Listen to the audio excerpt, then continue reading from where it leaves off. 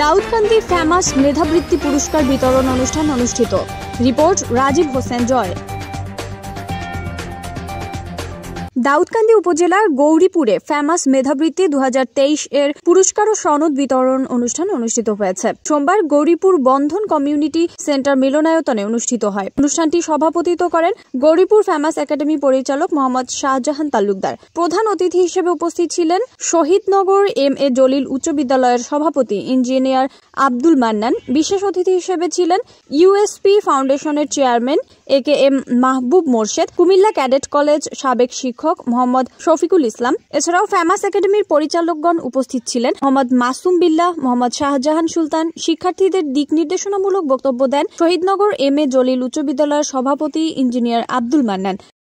আমাদেরকে ভালো মানুষ হইতে, এটা একটু মাথায় রেখে, ভালো মানুষ না হইলে যদি মনুষ্যত্ব তৈরি না হয় এই পড়াশোনা কোনো কাজে আসবে না।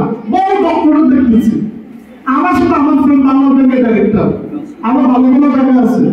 ওই ডক্টর আবু সিদ্দিক স্যার বলছিল ঢাকা ইউনিভার্সিটি, বলছিল যদি কেউ জ্ঞানী হয় অনেক জ্ঞান অর্জন করো, কিন্তু এটা সমাজের কোনো কাজে আসে না, মানুষের কোনো কাজে আসে না। এই জ্ঞান পাথরে থাকো। আমি যদি কোনো অনেক শিক্ষিত হইলাম, অনেক কিছু করলাম, ওটা আমার এলাকার লোক, আমার বাড়ির মানুষ, আমার ভাই ভাতিজা, আমার আত্মীয়, আমার সমাজের লোক যদি আমার দ্বারা উপকৃত না হয়, তাহলে এই লেখা আমার কোনো দাম দেব আমার কাছে নাথিং। আমি মনে করি ওদের চার দোকানদারি করো, আর সে একটা রুগীর, তার এলাকার একটা রুগীর বইটা হসপিটালে নিয়ে গেছে, আবার সুন্দর ডাক্তার দেখা বাঁচা আছে। আমি মনে করি আমার তার দাম অনেক বেশি। পড়াশোনা করলে তো বড় ডিগ্রি দিলে হবে না, মনুষ্যত্ব তৈরি করতে হবে। আর তোমরা পড়াশোনা বেশি লাগে না। আমি যে রাবি করছি তো প্রতিদিনের বড় প্রতিদিন করে দেবো, শেষ। এটা হলো জমাই করা যে আগামীকাল করবো, তাই নিয়ে ধরা গেল আজকের পর আজকে শেষ। দেখ বাচ্চা তোমার কাছে সব, আর রাত্রে বেশি রাখতে পারো তখন কি?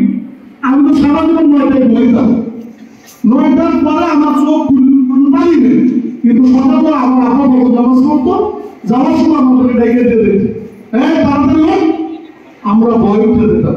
ওইটার সকালে আমি দমন দিতে ছাত্র 8টায় ক্লাস, আমি 5টা থেকে 7টা 2 ঘন্টা পড়তাম। আমার মনে হয় রাত্রে 6 ঘন্টা, সকালে 2 ঘন্টা পড়া এক সময়। বাচ্চাদের একটু সকালবেলা পড়েন, একটু এই অভ্যাসটা করেন না, একটু পরিশ্রমী করো, দেখে কাজে লাগবে। এটা আমি মনে করি। আমি মনে করি শুধু পড়াশোনাই না, পড়াশোনার পাশাপাশি একটু খেয়াল রেখে আমরা বাচ্চা, আপনার ছেলেমেয়েরা কি পোশাকটা বলে স্কুলে বাইরে যায়, তার হাতের গুলা বলো কিনা, মাথার চুলগুলা বলো কিনা, ওই যে আপনি টাইম পাবে সিধা বুঝে কিছু একটু খেয়াল রেখে এগুলো ভালো পোশাক হতে পারে। মার যে পোশাক পরাবেন, তার চুল চুল লোক, এগুলো ভালো খেয়াল রাখবে। শুধু একাডেমিক শিক্ষা প্রতিষ্ঠানই খেয়াল রাখেন। এটা আমি মনে করি এই জিনিসগুলো আপনারা ভালো করে খেয়াল রাখবেন। আর যারা ছাত্র, তোমরা খুব প্রতিষ্ঠিত হতে চাও না নাকি? একটা বুদ্ধি আমি দিয়ে যাই, যদি কাজে লাগাইতে পারো প্রতিষ্ঠিত হইবা পড়াশোনা করে। আর এই বুদ্ধি যদি কাজে না লাগাও, আমি গ্যারান্টি দিয়ে গেলাম এখানে তুমি ঢাকা ইউনিভার্সিটি, ওই ইঞ্জিনিয়ারিং ইউনিভার্সিটি, যত জায়গায় পড়াশোনা করো কোনো লাভ নাই, কিছু করতে পারবো না যদি এই বুদ্ধিটা কাজে না লাগাও। আমি বলে গেলাম, আপনারা এই কথাটা মনে রাখবেন যে ইঞ্জিনিয়ার মানলাম এই কথাটা বলছিল, সেটা হলো তোমার ভিতরে তোমার প্রতি বাবা মার ধোয়া থাকতে, বাবাকে খুশি রাখতে, মা বাবার অবাধ্য হওয়া যাবে না। বলাই আছে যে মা বাবার খেদমত করতে আসছে, তার কোনোদিন বাধার অভাব হবে না, সম্মানের অভাব হবে না, ইজ্জতের অভাব হবে না, কোনো দিকটা কমতি হবে না। তার চেয়ে হতবাদা আর বদনসিব আমি মনে করি নাই যে মা বাপ ভাইরা খেদমত করতে পারবো না। মা বাবার দোয়া নাই, লাভ নাই পড়াশোনা। দেখছি, অনেক দেখছি এই 39 বছরে এই জায়গাতে আসছি।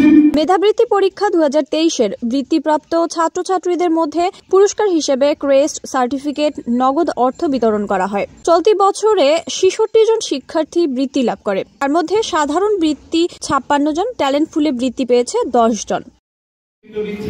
তারাই কিন্তু তোমাদের কাছে এই নেতৃত্বের হাল ছেড়ে দেবেন, তোমাদেরকে ধরতে হবে সেই নেতৃত্বের পাল। সুতরাং তোমরা সেইভাবে নিজেদেরকে গড়ে তুলবে। আজকে যেভাবে আমাদের অতিথিবৃন্দ তোমাদেরকে দিক নির্দেশনা দিলেন এবং যে বিষয়গুলো আমাদেরকে জানাবেন,